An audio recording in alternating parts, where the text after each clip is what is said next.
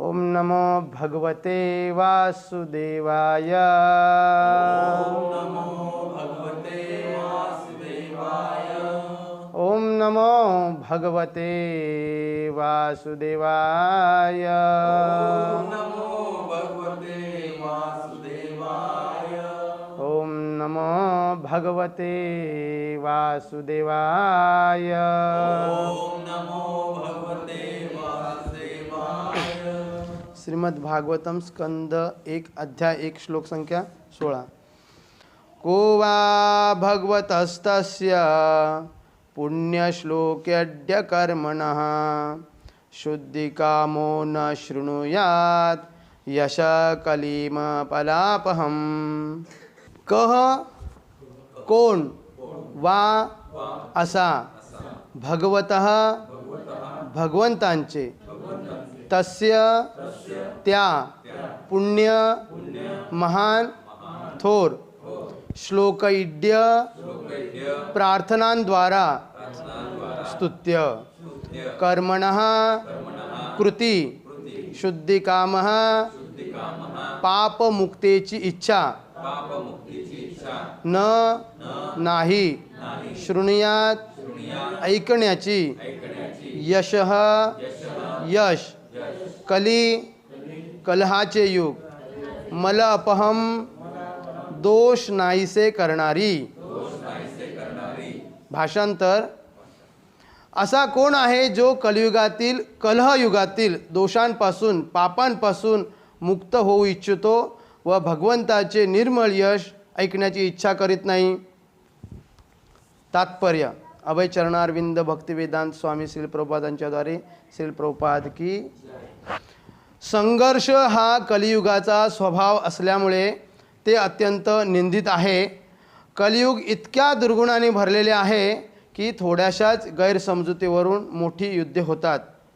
जे भगवंतांच्या शुद्ध भक्तियुगात संलग्न झालेले आहेत, ज्यांना स्वतःचीच भरभराट करण्याची इच्छा नाही, जे सकाम कर्माच्या परिणामांपासून मुक्त झालेले आहेत आणि शुष्क दार्शनिक तर्कवादातून मुक्त झालेले आहेत, ते या कलियुगाच्या बिकट जंजाळातून सुटण्यास पात्र आहेत।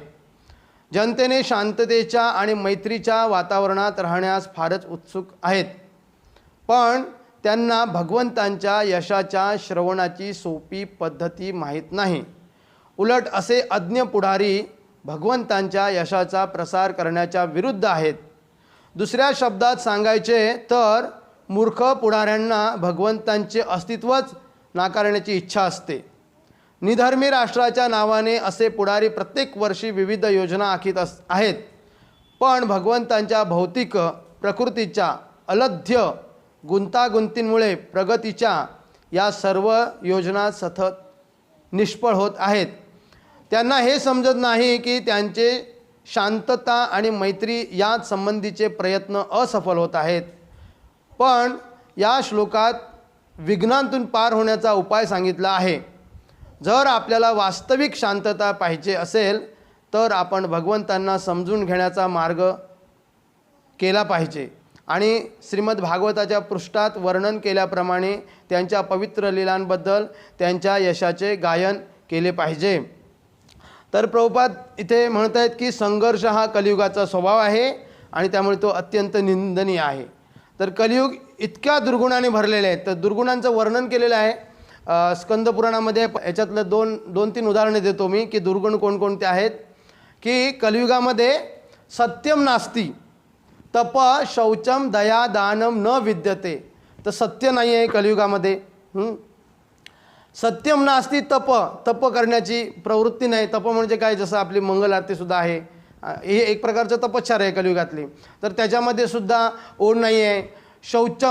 शौचमबद्दल म्हटलं आहे की आंतरिक आणि बाहेरचं शौच।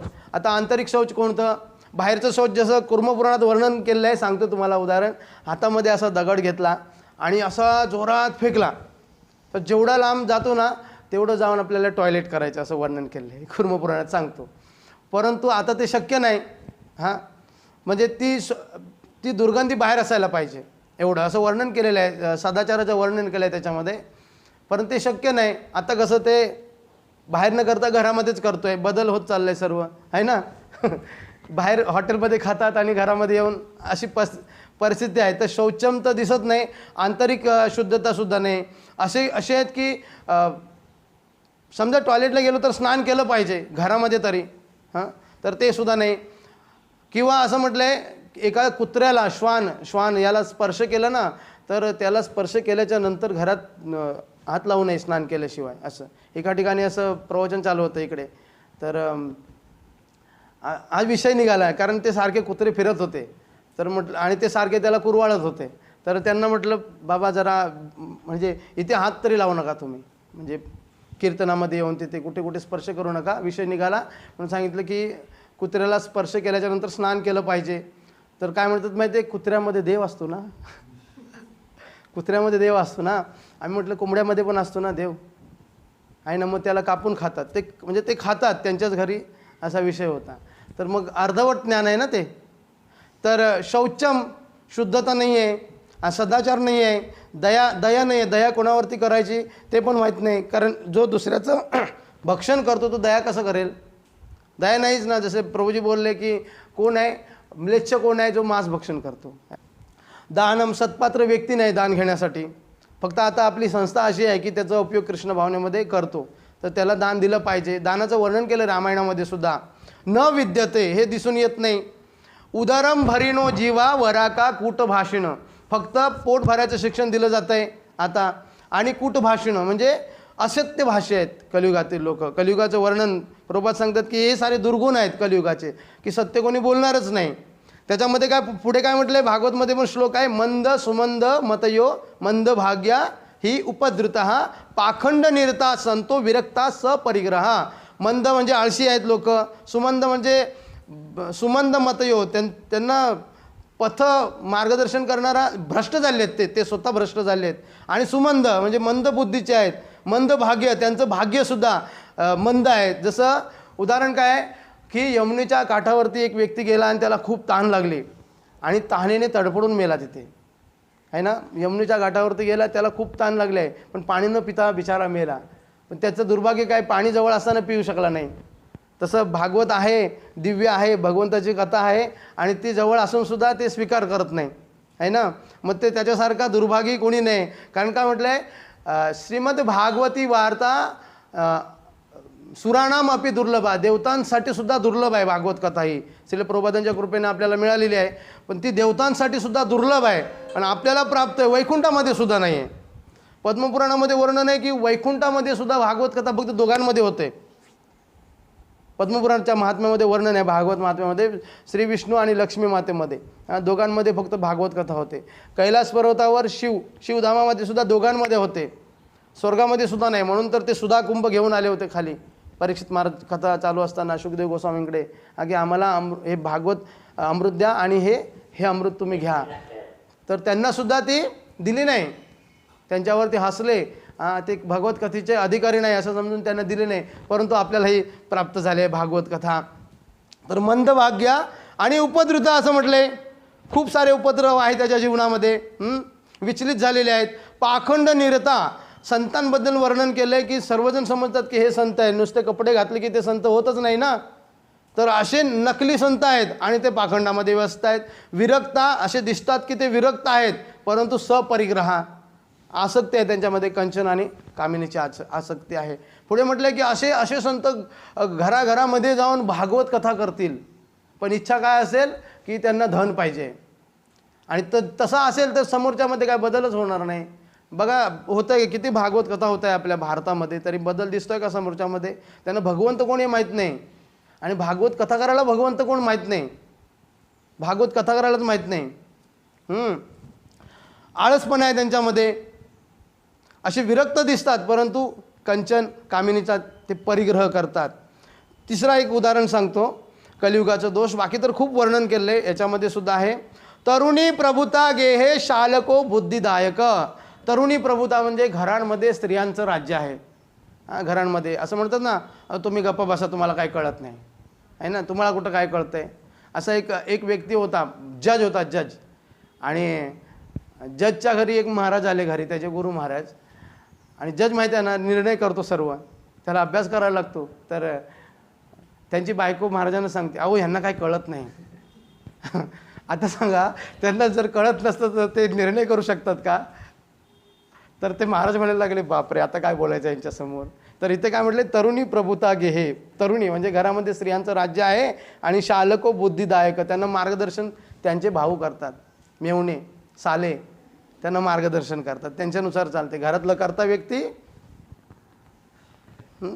कन्या विक्रयीनो, कलियुगामध्ये लोक कन्यांचा विक्रय करतात. लोभात दंपतीनामचं कलकनम, आणि दंपती म्हणजे पती पत्नींमध्ये कायम भांडण चालू असतं कलियुगामध्ये. अशी खूप वर्णनं केली आहेत कलियुगाच्या या लक्षणाची. तर या छोट्या छोट्या गोष्टीवरून काय प्रभुपाद लिहितात की या गैरसमजुतीवरून मोठी युद्धे होतात. जे भगवंतांच्या शुद्ध भक्तियुगात संलग्न झालेले आहेत, ज्यांना स्वतःचीच भरभराट करण्याची इच्छा नाही, ते सकाम कर्माच्या परिणामांपासून मुक्त झालेले आहेत आणि शुष्क दार्शनिक तर्कवादातून मुक्त झालेले आहेत. आता दर्शनशास्त्र किती आहेत दार्शनिक? असे तर षडदर्शन आहेत. आपल्या शास्त्रामध्ये वर्णन आहे, आपल्या भारतीय संस्कृतीमध्ये षडदर्शन आहे. भागवत ज्या व्यक्तीला म्हणजे प्रचार करायचा आहे त्यांनी षडदर्शनांचा थोडा अभ्यास केला पाहिजे. कोणकोणती दर्शन आहे? वैशेषिक दर्शन आहे, न्याय दर्शन आहे, सांख्य दर्शन आहे, योग दर्शन आहे, मीमांसा दर्शन आहे, वेदांत दर्शन आहे. आणि असं म्हटले पुऱ्या विश्व ब्रह्मांडामध्ये या वेदांत सूत्रासारखा दिव्य ग्रंथ नाही, आणि याचंच भाष्य श्रीमद भागवतम आहे. कारण भागवतमसारखं तर दिव्य ग्रंथ कुठे विश्व ब्रह्मांडामध्ये नाही. ते सूत्रारूपामध्ये वेदांत दर्शन आहे. आणि वेदांत दर्शन आपले बलदेव श्रीपाद बलदेव विद्याभूषण यांनी त्याच्यावरती लिहिलं आहे, ते तिकडे जयपूरला. तर वैशेषिक दर्शनाचं जे प्रमुख आहेत ते महर्षी कणाद आहेत, आणि त्यांचे काय आहे की ही सर्व उत्पत्ती झाली आहे ती फक्त अणुरेणूपासून झाली, असं वर्णन आहे. न्याय दर्शन आहे महर्षी गौतम, सांख्य दर्शन महर्षी कपिल, योग दर्शन पतंजली महर्षी, मीमांसा दर्शन जैमिनी ऋषी, आणि वेदांत दर्शन महर्षी वेदव्यास. तर प्रभुपाद लिहितात की याविषयी थोडक्यात माहिती असायला पाहिजे. त्याच्याशिवाय दुसरी नकुली पशुपात दर्शन, जैन दर्शन, बुद्ध दर्शन, जर यांचा अभ्यास नाही केला ना, कदाचित थोडं तरी त्यांचं सिद्धांत चैतन्य चरितामृतमध्ये 9 सिद्धांत दिलेत बुद्धांचे असं. तर प्रभुपाद सांगतात की शुष्क दार्शनिक हे सर्व शुष्क आहे, म्हणून प्रभुपाद सांगतात ह्या सर्वांचं खंडन करायचं असेल ना तर आपल्याला भागवतचं व्यवस्थित अध्ययन केलं पाहिजे श्री गुरुच्या मुखातून, नाही तर त्यांचं खंडन करू शकत नाही. खंडन करण्याची क्षमता पण पाहिजे. तर जोपर्यंत श्रवण करत नाही तर मग खंडन तरी कसं करणार? म्हणून नित्य भागवतम श्रवणम असं म्हटलं आहे. तर या कलियुगाच्या बिकट जे नेत्यांविषयी म्हटले, कलियुगाच्या बिकट जंजाळातून सुटण्यास पात्र आहेत, जनतेने शांततेच्या आणि मैत्रीच्या वातावरणात राहण्यास फारच उत्सुक आहेत. जे नेते आहेत ना त्यांना शांतता पाहिजे आणि मैत्रीच्या वातावरणात त्यांना राहायची इच्छा आहे, परंतु त्यांना भगवंताच्या यशाच्या श्रवणाची सोपी पद्धती माहीत नाही. मग त्यासाठी भगवंताचं यश श्रवण केलं पाहिजे. कालच एक फोन आला होता दुबईवरून, रात्री 11 वाजता फोन आला एका मित्राचा दुबईवरून. तर तो बोलतो काय करायचं, असे जे लोक आहेत की तुम्ही फक्त भगवंताचा प्रचार करता, बाकीचे आता जे अत्याचार करतायत, मोठमोठे युद्ध होत आहेत, त्याच्यावरती तुम्ही दुसरं काय करत नाही. तर तो हा श्लोक मला आठवला रात्री. ह्याच्याशिवाय दुसरा उपायच नाही, ह्याच्याशिवाय दुसरा उपायच नाही त्याच्यावरती. या स्कंदपुराणाच्या मार्गशीर्ष महात्म्यामध्ये पण याचं वर्णन केलं आहे, थोडक्यात सांगतो. श्रीमद भागवतम नाम पुराणम लोकविश्रुतम शृणुयात श्रद्धया युक्तो मम संतोष कारणम. भगवान श्रीकृष्ण सांगतात, ब्रह्मदेवाला सांगतात की हे श्रीमद भागवतम लोकविख्यात आहे, सर्वत्र प्रसिद्ध आहे हां, आणि ते प्रतिदिन श्रद्धायुक्त होऊन जर श्रवण केलं तरच ते माझ्या संतोषाचं कारण आहे, मी प्रसन्न होणार. तर यस्मिन तुष्टे जगत तुष्टे, भगवंत संतुष्ट झालं तर पूर्ण जग संतुष्ट राहील ना. तर ह्या श्लोकामध्ये पण काय सांगितलं, असा कोण व्यक्ती आहे जो श्रीमद भागवत श्रवण करणार नाही. आणि या श्लोकामध्ये पण म्हटलं की भगवंतांना जर भगवंतांना लवकर प्रसन्न करायचं असेल तर काय श्रीमद भागवतम. कारण संत तुकाराम महाराज काय म्हणतात, गीता भागवत करीती श्रवण अखंड किंवा आणिक चिंतन विठोबाचे. मग ते विठोबाचे चिंतन म्हणजे नामजप, त्याला हरिपाठसुद्धा म्हणतात. तर तो नामजप होण्यासाठी भागवत नको का व्हायला? पहिलं भागवतमध्ये महात्म्य आहे ना, शेवटचा श्लोकसुद्धा नामाचंच महात्म्य आहे भागवतमचा. तर जर भागवत होत नसेल तर नामसुद्धा व्यवस्थित होणार नाही. असं सनातन गोस्वामींनी, श्रीपाद सनातन गोस्वामींनी लिहिलं आहे की नाम जप करताना भक्ती रसायन श्लोकांचं आठवण केले पाहिजे. त्यांनी श्लोक दिलेत, ते कोणकोणते आहेत, जसे आता दामोदर अष्टकम गात होतं, दामोदराचं चिंतन करायचं नाम जप करताना. हां. आणि 11व्या स्कंदामध्ये सांगितलं आहे, सिद्धींचं वर्णन केलं आहे. सिद्धींचं 11व्या स्कंदामध्ये जर अष्टसिद्धी आणि अष्टनिधी आणि एक नवनिधी ना, 9वी अष्टसिद्धी आणि अष्टनिधी त्या भक्ताला प्राप्त होतात. त्याच्यामध्ये 10 अजून सिद्धींचं वर्णन केलं आहे. त्याच्यामध्ये वाचाशक्ती प्राप्त होते वर्णन केलं आहे. आणि भगवंत सांगतात, प्रभुपाद पण सुद्धा लिहितात तात्पर्यामध्ये, की ती प्रत्येक भक्ताला वाचाशक्ती प्राप्त होते. जो भगवंताच्या जप करताना भगवंतांच्या पूर्ण विग्रहावरती दर्शन करून नजर हल्ली नाही पाहिजे. जप करताना त्यांच्यावरच असले पाहिजे. एक सिद्धीचं वर्णन करतात. तर भक्तांना इच्छा नसते, परंतु सिद्धी जबरदस्तीने त्याला प्राप्त होतात. परंतु गुरु महाराजांच्या कृपेने त्याला जास्त स्पर्श करत नाही, कारण तो भरकटला जाईल परत सिद्धींमध्ये. मात्र प्रत्येक भक्ताला सिद्धी प्राप्त होते. कमीत कमी वाचाशक्ती तरी प्राप्त होते. वाचाशक्ती म्हणजे भगवंत सांगतात, मी जर आज्ञा दिली तर पुरं जग पालन करतं ना, तशी त्या भक्ताच्या त्याच्यामध्ये तशी शक्ती येते. जर चैतन्य महाप्रभूंच्या आदेशाचं जर पालन करेल तर, आपल्या गुरु महाराजांच्या आदेशाचं जर पालन करेल तर त्याला ती सिद्धी प्राप्त होते आणि मग बदल होतो भक्तांमध्ये लगेच. तर सोपं, कारण भगवंताच्या श्रवणाची सोपी पद्धती त्यांना माहीत नाही, नेत्यांना. ही सोपी पद्धती आहे. श्रवण करायचं, श्रवण केल्याच्या नंतर भगवंत संतुष्ट होणार, आणि भगवंत संतुष्ट झाले तर मग त्याच्यासाठी काय अप्राप्त आहे त्याला ते प्राप्त होणार. म्हणून परंतु जे असे इथे म्हणतात उलट असे आहे की अज्ञ पुढारी भगवंताच्या यशाचा प्रसार करण्याच्या विरुद्ध आहेत. आणि त्यांनी कितीही जरी प्रयत्न केले तरी ते पुढे जाऊच शकत नाही. का? कारण भगवंताच्या यशाचा प्रसार होतच नाही. जोपर्यंत चैतन्य महाप्रभू म्हणाले ना, नगरादी ग्राम, प्रत्येक घराघरामध्ये, प्रत्येक पहिलं घराघरापासून, नंतर वाडीपासून पुढे मग गावामध्ये मग तालुका, जिल्हा, पूर्ण राज्य आणि देश, तसा प्रचार होणार आहे. पण तसा सुरुवातीपासून प्रत्येकापासून झाला पाहिजे. प्रत्येकाने श्रीमद भागवत श्रवण केलं पाहिजे. पूर्ण नाही तर काय सांगितलंय, श्लोकार्धम श्लोकपादम वा नित्यम भागवतोद्भवम पठते शृणुयाद यस्तु गोसहस्त्र फलम लभेत. प्रतिदिन अर्धा श्लोक नाही तर त्याचा अर्धा चौथाई भाग तरी त्याने श्रवण केला पाहिजे. हजारो गोदानाचं फळ मिळतं त्याला. पहिल्यांदा तर हे 31 श्लोक दिलेले आहेत स्कंदपुराणामध्ये, जेणेकरून लोकांना कसं प्रत्येकाला धन पाहिजे आहे ना, धन. तर ते पहिल्यांदा तर हे धन कसं प्राप्त होईल याचे थोडेसे श्लोक दिलेले आहेत. आणि पुढे तर सांगितलं आहे काय, धन तर काय, पंचम पुरुषार्थ प्रेमसुद्धा प्राप्त होणार. आणि मग तो जप करताना 5 या 6 माळं होऊन जाऊन दे, तो रडायलाच लागणार. आणि जर 8व्या माळे परत डोळ्यातून अश्रू येत नसतील ना, तर मग आपलं हृदय काय आहे, पत्थर, दगड आहे. पण जेव्हा श्रवण करू ना विविध प्रकारच्या लीला, जसे चैतन्य महाप्रभूंचे जे भक्त होते श्रीवास ठाकूर, आणि जे वैकुंठ लेवलचे जे भक्त होते त्यांच्यासमोर भक्त प्रल्हाद आणि ध्रुव महाराजांच्या कथा करायचे. परंतु जे रसिक वैष्णव होते, कोण, राय रामानंद आणि दुसरे काय नाव त्यांचं प्रभूजी, राय रामानंद आहे, स्वरूप दामोदर गोस्वामी, त्यांच्यासमोर ते अजून दिव्य लीला घ्यायचे, गीत गोविंद वगैरे, रस. तर हे पुढे रस प्राप्त होणार. परंतु भागवतमच्या पहिल्या स्कंदापासून सुरू करत 9व्या स्कंदापर्यंत, आणि नंतर पुढे 10म स्कंद आहे असं कडून. आणि आता पुऱ्या जगामध्ये तर मी म्हणायला हरकत नाही, कृपा आहे त्यांची. म्हणजे भागवत उत्तम. आपले लोकनाथ गोस्वामी महाराज सुद्धा म्हणतात की भागवतचे मर्मज्ञ कोण असेल तर, खरे मर्मज्ञ कोण असेल तर परमपूज्य राधा गोविंद गोस्वामी महाराज खरे मर्मज्ञ. त्यांची कृपा आहे, खरं सांगतो. मला पण बोलले महाराज, गुरु महाराज बोलले विश्वेश्वर दासचे, खास मी भेटलो होतो परत एकदा जाऊन. त्यांची कृपा आहे खरं. त्यांच्या कृपेशिवाय आता मी पण थोडा प्रयत्न करतो, पण त्यांची कृपा आहे महाराजांची असं. आणि माझ्या महाराजांना पण जाऊन मी भेटलो परत वैयक्तिक वरती खास, आणि त्यांच्याकडून पण हे घेतलं. तर खास करून परमपूज्य राधा गोविंद गोस्वामी महाराजांची पण कृपा आहे. कारण त्यांच्या कृपेशिवाय भागवत होऊ शकत नाही. कारण ते असं म्हणतात की 24 आचार्यांच्या कॉमेंटरी आहेत त्यांच्याकडे, सुबोधने सहित एवढं. आणि तर त्यांचं तर पूर्ण मुखोद्गत आहे श्रीमद भागवतम. त्यांना तुलसीदास रामायणसुद्धा पूर्ण मुखोद्गत आहे. एवढे महान भक्त आहेत महाराजजी. तर ज्याच्या घरामध्ये भागवत नाही आहे ना, त्याला म्हटलंय, काय म्हटलंय त्याला, चांडाळ म्हटलंय. चांडाळापेक्षाही शोपचा अधिको हिस, चांडाळापेक्षाही नीच आहे तो, असं म्हटलंय. जर नीच बनायचं नसेल तर मग भागवत असलं पाहिजे प्रत्येक घरामध्ये, श्रीमद भागवत पूर्ण. आणि असं म्हटलंय, सर्वेस्व नापी, स्वतःचं सर्वस्व देऊन सुद्धा श्रीमद भागवत आपल्या घरामध्ये आणलं पाहिजे.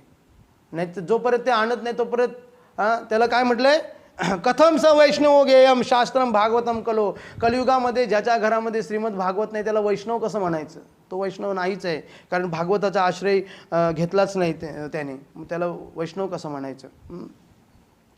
जोपर्यंत या भागवताचा प्रचार होत नाही भगवंताच्या, आणि प्रभुपादांनी खास करून असं नाही 7 दिवसासाठी नाही केलं आहे प्रभुपादांनी, पूर्ण 7 दिवस काही परीक्षित महाराजांना सांगितलं म्हणून 7 दिवस नाही, पण असाच आता मी पण 7 दिवस प्रभूजी घेतो का माहिती आहे, असंच तर वेळ तर व्यर्थ घालवणारच आहेत, किंवा 5 दिवसाचं 4 दिवसाचं तर ठीक आहे, एक किंवा 2 दिवसाचं पण मी काही ठिकाणी करतो, तर तेच सांगतात प्रभूजी 2 कशाला, आता पूर्ण 7च करा ना, समोरूनच सांगतात 7च दिवस करा. मग त्या निमित्ताने तिथे होतं सत्संग होतं वेगवेगळा. असं या पुढे पण असं सांगितलं आहे की ज्या देशामध्ये श्रीमद भागवत किंवा ज्या देशामध्ये वैष्णव नाही तो देश नष्ट होऊन जातो. काय सर्वांना काय वाटतं की आपल्या देशाचं रक्षण करतात, पण वैष्णवांशिवाय देशाचं रक्षण होत नाही. इथेच पुढे सांगितलं आहे महात्म्यामध्ये, ज्या देशामध्ये वैष्णव नाहीत ना तो देश नष्ट होऊन जातो. आणि वैष्णव आहेत म्हणजे त्यांच्याकडे भागवत, श्रीमद भागवत गीता आणि वैष्णव शास्त्र. काय म्हटले? सर्वेस्वनापी लोकेश कर्तव्यम शास्त्र संग्रह वैष्णवस्तु सदा भक्त्या तुष्टयर्थ मम पुत्रक. मला संतुष्ट करण्यासाठी मनुष्याने वैष्णव शास्त्र म्हणजे श्रीमद भागवत त्याने आपल्या घरामध्ये त्याचं पदार्पण केलं पाहिजे. त्याने भगवंत संतुष्ट होतात, आणि भगवंत संतुष्ट झाले तर मग काय प्रॉब्लेम होणार आहे. म्हणून प्रभुपादांची तरी माझ्याकडे 200 लेटर होते. प्रत्येक नेत्याला जाऊन प्रभुपादांनी प्रार्थना केली की विधान भवनामध्ये सुद्धा मंगल आरती झाली पाहिजे, तरच मग देश चांगलं होणार. परंतु हे निधर्मी राष्ट्राच्या नावाने असे पुढारी प्रत्येक वर्षी विविध योजना आखीत आहेत, परंतु त्या सर्व फोल होऊन जातात, फुकट जातात त्या योजना, कारण त्याच्यामध्ये राम नाही आहे ना, भागवतच नाही आहे. परंतु भगवंताच्या प्रकृतीच्या अलध्य गुंतागुंतीमुळे प्रगतीचे या सर्व योजना सतत निष्फळ होत आहेत. प्रभुपाद सांगतात, कारण भगवंत सांगतात मम माया दुरत्यया, त्याला कोण पार करू शकत नाही भगवंताला शरण आल्याशिवाय, सतत निष्फळ होतात म्हटलंय. किती प्रयत्न करू ते निष्फळच होणार, कारण या भागवताचा प्रचार नाही आहे. त्यांना हे समजत नाही, त्यांचे शांतता आणि मैत्री याच संबंधीचे प्रयत्न असफल होत आहेत. त्याच्यामध्ये त्यांना समजत नाही की आम्ही असफल का झालो आहे, आणि कंटिन्युअसली ते असफल होत जातात, परंतु हा मार्ग त्यांना कळतच नाही, कारण त्यांची तेवढी बुद्धी कार्य करतच नाही. कारण काय म्हटलं आहे, 1 करोड जन्माचा पुण्य पुढे सांगितलं आहे, 1 करोड जन्माचं पुण्य एकत्रित होतं त्यावेळी भागवत प्राप्त होतं. श्रीमद भागवत कथा 1 करोड सांगितलं आहे, असं पुढे श्लोक आहे. 1 करोड जन्माचं पुण्य म्हणजे 1 करोड मनुष्य जन्म किंवा कुठचंही असो, त्याच्यामध्ये जर त्याने भागवत थोडंसं पुण्य केलं असेल भगवंताविषयी, त्यावेळी भागवत प्राप्त होतं, नाहीतर तो प्राप्त त्याला होत नाही. तर या श्लोकामध्ये ज्या विघ्नातून पार करण्याचा उपाय काय तर श्रीमद भागवत. आणि असं 18 पुराणामध्ये पण याचंच महात्म्य आहे. काय जण म्हणतील की बुवा शिवपुराणामध्ये भगवान शंकरांचं आहे, पण ते कोण आहेत? ते सदाशिव आहेत, हे त्यांना समजतच नाही. तर सदाशिव भगवंतांपासून अभिन्न असं सांगितलं आहे, विष्णू आणि सदाशिव, पण त्यांच्याही पुढे श्रीकृष्ण आहेत. तर त्याच्यामध्ये एक पाठ असतो, 18 पुराणामध्ये पण एक पाठ असतो वैष्णव पाठ, ते तर समजून घेत नाही. 18 पुराणांमध्ये पण एक पाठ आहे वैष्णव पाठ म्हणून, तो व्यवस्थित ऐकत नाही, आणि मग आपला निर्णय सांगतात की हे भगवंत. कुर्म पुराण वाचलं तर मग सूर्यदेवांना भगवंत, पण नारायण म्हटलंय, नारायण भगवंतांचा वास आहे तिथे. ग्रहामध्ये विवस्वान त्यांची सेवा करतात, सूर्यदेव विवस्वान. तर ते फक्त बाहेरचे शब्द ऐकतात आणि मग ते निर्णय करतात. तर निर्णय म्हटले 6 शास्त्रांचा निर्णय केल्याशिवाय तो निर्णय काढू शकत नाही. काही जण मनुसंहितेमध्ये दोष दाखवतात, मनुसंहितेत दोष तर बाकीचे स्मृती वाचल्या का त्यांनी? नाही, कारण त्याचं रिलेटेड दुसऱ्या स्मृतीमध्ये मनुस्मृती आहे, तसे अजून 18 स्मृती आहेत. मग त्याच्यामध्ये फसले जातात. दोष तर नाहीत त्याच्यामध्ये. जसं एक जण आता बोलत होते की संत तुकाराम महाराज ना ते वैकुंठाला गेले नाही. अरे पण गेले नाही तर ठीक आहे, पण त्याचे जे श्लोक आहेत ना त्याची रचना साधारण व्यक्ती करूच शकत नाही. पहिला आले हरी शंख चक्र वर्णन आहे ना, ते साधारण व्यक्ती त्याची रचना करू शकत नाही. आणि अजून कितीतरी प्रूफ आहेत की ते धामाला गेले. गोकर्णाचं उदाहरण पण आहे, भगवंत किंवा गजेंद्र मोक्षाचं सुद्धा वर्णन आहे, भगवंताने तिथे त्यांना मुक्ती दिली होती. असे किती उदाहरण आहेत. कारण ह्याचा आश्रय घेतच नाही. तर याच्यामध्ये उपाय सांगितले की नित्य श्रवण केलं पाहिजे, हां, नित्य नसेल कदाचित, तर जास्तीत जास्त काय म्हटलंय, कदाचित एखाद्याला तेवढं सुद्धा वेळ नसेल तर म्हटलंय न गच्छन्ति यदा मर्त्यम श्रोतुम भागवतम सुत एकादशाम विशेषेण नास्ती पापरतस्तता. कदाचित नसेल एखादा नित्यप्रती करत नसेल तर जास्तीत जास्त त्याने एकादशीला तरी भागवत श्रवण केलं पाहिजे, आणि ते पण करत नसेल तर त्याच्यासारखा दुसरा पापी कोणी नाही आहे संसारामध्ये. त्याच्यापेक्षा मोठा पापी कोणी नाही जो भागवत श्रवण करत नाही, कमीत कमी एकादशीला तरी. पण नियम काय, नित्य केलं पाहिजे. नित्य श्रवण केलं तर हे सर्व लाभच लाभ आहेत. तर या श्लोकामध्ये हेच सांगितलं आहे की जर आपल्याला वास्तविक शांतता पाहिजे असेल तर भगवंताला समजून घेण्याचा मार्ग आपण स्वीकार केला पाहिजे. आणि श्रीमद भागवताच्या पृष्ठात वर्णन केल्याप्रमाणे त्यांच्या पवित्र लीलांबद्दल त्यांच्या यशाचे गायन केले पाहिजे. आणि तो त्यांच्या यशाचं गायन करणारा आणि गायन म्हणजे समोरच्याला ऐकवणारा, समोरच्याला ऐकणारे आणि भगवंताचा प्रचार करणारे दोघांना लाभ होतो. दोघांनाही लाभ होतो. परंतु जर भागवत कथा आहे आणि तो ऐकत नाही, समोर कथा आहे तरी पण तो नुसती बडबड करतोय, गाथेमध्ये सुद्धा वर्णन केलंय, याच्यामध्ये पण केलंय, न शृण्वन्ति न रुष्यन्ति, कथा ऐकत सुद्धा नाही समोर असून सुद्धा, आणि कथेमध्ये असे काही प्रसंग येतात हसण्यासारखे, तर त्यावेळी त्याच्या चेहऱ्यावरती हास्य पण नाही, नुसते 12 वाजलेले असतात. हां, तर काय म्हटलंय, न रुष्यन्ति श्रीमद भागवतम परम, हे परम पुण्यमय श्रीमद भागवत कथा ऐकून सुद्धा आणि श्रवण करून सुद्धा त्याच्या हृदयामध्ये काय असं काय पुलकित सुद्धा होत नाही. सत्यम सत्यम ही लोकेश तेषाम स्वामी सदायम. भगवंत सांगतात सत्य सत्य सांगतोय. भगवंतांना हा सत्य शब्द वापरायची गरज नाही, कारण ते सत्यच आहेत, परम सत्य. तरी सुद्धा म्हणतात सत्यम सत्यम, हे ब्रह्मदेव तो तो नरकामध्येच जाणार, त्याचा स्वामी यमराजच आहे जो भागवत श्रवण करत नाही. म्हणून भागवत अत्यंत महत्त्वाचं आहे. असं सर्व प्रकारचे तीर्थ आश्रम, सर्व पुण्यमय आश्रम आहेत, ह्यापेक्षा सर्वश्रेष्ठ आहे श्रीमद भागवतम. भगवंत सांगतात यत्र यत्र चतुर्वक्तम, यत्र यत्र चतुर्वक्त्रम, हे चतुर्मुख ब्रह्मा श्रीमद भागवतम भवे, ज्या ठिकाणी श्रीमद भागवताची दिव्य कथा चालू असते, गच्छामि तत्र तत्र अहम गौर यथा सूतवत्सला. भगवंत सांगतात काय, ज्या ठिकाणी श्रीमद भागवतांची कथा जसे प्रभूजी करतात तिथे इतक्या वर्षापासून, तर भागवत कथा असते तिथे भगवंत काय सांगतात, एखाद्या घरामध्ये एखाद्या गायीने गोठ्यामध्ये एका गायीने वासराला जन्म दिला. वासराला जन्म दिल्याच्या नंतर आपण गायीला काय करतो, जन्म झाल्यानंतर जंगलामध्ये चरायला घेऊन जात, पण ती गाय आपल्या वासराच्या आठवणीने धावत येते बघा कशी. मग ते काटे कुठे काय खड्डे वगैरे बघत नाही, धावत धावत येते एकदम. तसे भगवंत सांगतात ज्या ठिकाणी भागवत कथा होते तिथे मी एका सूतवत्सला गायीप्रमाणे मी धावत येतो. जशी आपल्या वासराच्या मागे मागे धावत येते गाय, तसे भगवंत त्या कथेमध्ये धावत येतात. भगवंत ती जागा सोडतच नाही भगवंत कधी. आणि असं म्हटलंय, या भागवताला पाहून, या भागवताचा जो आदर करत नाही, या भागवताला पाहून उभा राहत नाही, त्याचा सन्मान करत नाही, तर म्हटलंय काय, त्याचं 1 वर्षाचं पुण्य नष्ट होऊन जातं. आणि जर भगवंतांच्या या भागवताला पाहून त्यांना प्रणाम करतो, श्रीमद भागवतम दृष्ट्वा प्रत्युत्थानम अभिवादने सम्मानयेत्तम दृष्ट्वा भवेत प्रीती मम मातुला.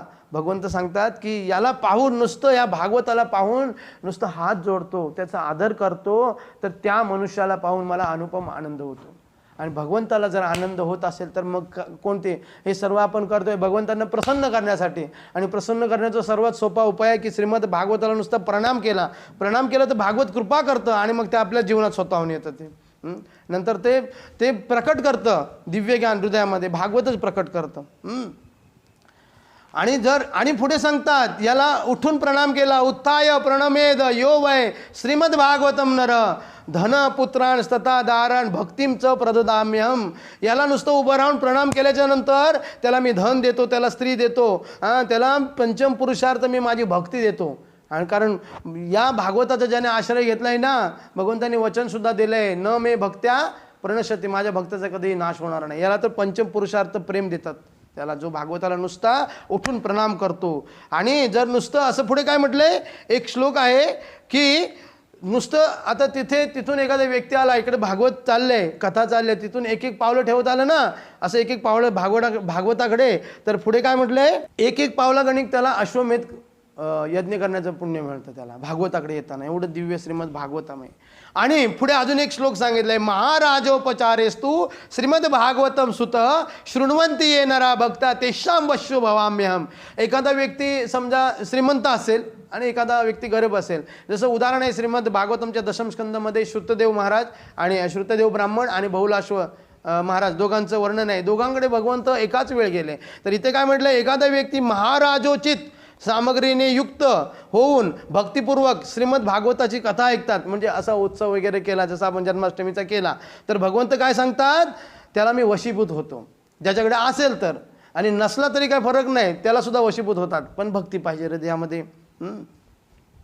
आणि पुढे सांगतात, मम उत्सवेषु सर्वेषु श्रीमद भागवतम परम शृण्वन्ति ये नरा भक्त्या मम प्रीतेचं सुव्रत. हे सुरुवात, हे ब्रह्मदेव, जे लोक माझ्या पर्वांशी संबंधित भगवंताचे जे उत्सव असतात त्या उत्सवामध्ये माझ्या प्रसन्नतेसाठी भगवंतांना वस्त्र देतात. भगवंतांना वस्त्र दान करतात, भगवंतांना आभूषण दान करतात, भगवंतांना पुष्प धूप आणि दीप इत्यादी त्यांना दान करतात, अर्पण करतात. दान म्हणू शकत नाही, अर्पण करतात. दान इतरांना केलं, भगवंतांना दान केलं जात नाही, त्यांना अर्पण केलं जातं. आणि परम उत्तम श्रीमद भागवताचं भक्तिपूर्वक श्रवण करतात.